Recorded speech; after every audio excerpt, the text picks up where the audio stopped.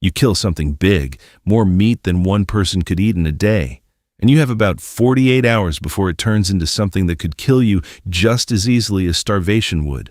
No fridge, no freezer, no plastic wrap, just heat, bacteria, and a clock you can't see running out. And yet, humans figured this out. Over and over in completely different corners of the planet, thousands of years before anyone understood what bacteria even was. The oldest trick is smoking, and it's older than most people realize. Deliberate meat smoking goes back tens of thousands of years, long before agriculture existed. Here's why it works. Smoke does two things at once. The heat pulls moisture out of the meat, and bacteria need moisture to grow. No water, no bacteria. At the same time, smoke is loaded with natural compounds that are mildly antimicrobial, coating the surface in an invisible shield. Early humans didn't know the word antimicrobial. They just noticed that meat left near smoke lasted longer than meat left in the open. That observation alone became a technique passed down for generations. And smoked meat was portable, dense, lightweight, stable for weeks, letting people travel and hunt far from home without starving along the way.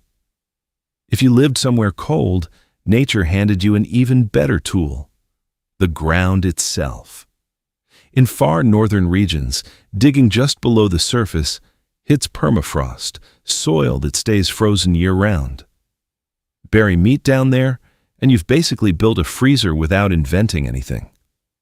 Archaeologists have found this kind of cold storage used across Siberia and the Arctic, some linked to sites tens of thousands of years old. The genius of it is how little effort it required. No fire to maintain, no daily attention, just cold slowing bacterial growth down to almost nothing. Even in warmer climates, people used peat bogs the same way. The acidic, low-oxygen mud can preserve organic material for an astonishing time.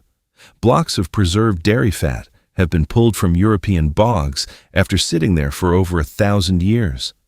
In places without deep cold or constant fire, the answer was drying, pulling water out with nothing but sun and air. Thin strips of meat or fish could lose most of their moisture within a day or two. Same principle as smoking minus the fire. No water, no bacteria. Where salt was available, people took it further. Salt pulls water out of meat through osmosis and makes the environment inhospitable to most bacteria. Salt curing didn't just prevent spoilage. It transformed food into something that could last for months.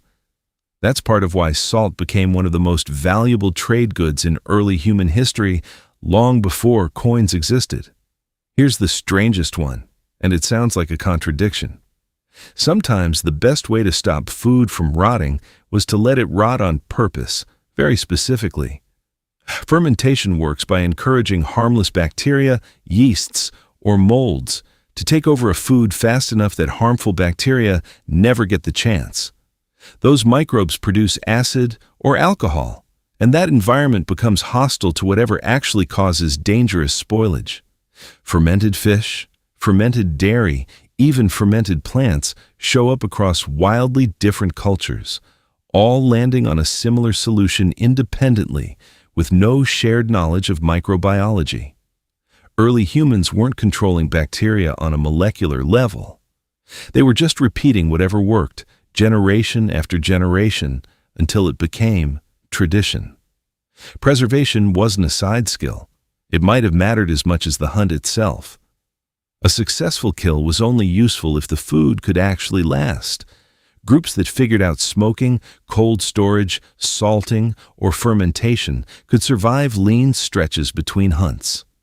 Groups that couldn't were stuck eating everything immediately or losing it to rot within days. In a real sense, food preservation is one of the quiet reasons humans could plan further ahead than almost any other species. Stockpiling for winter, for long journeys, for uncertain futures. So the next time you open a fridge without thinking twice, it's worth remembering. You're standing on top of tens of thousands of years of trial and error.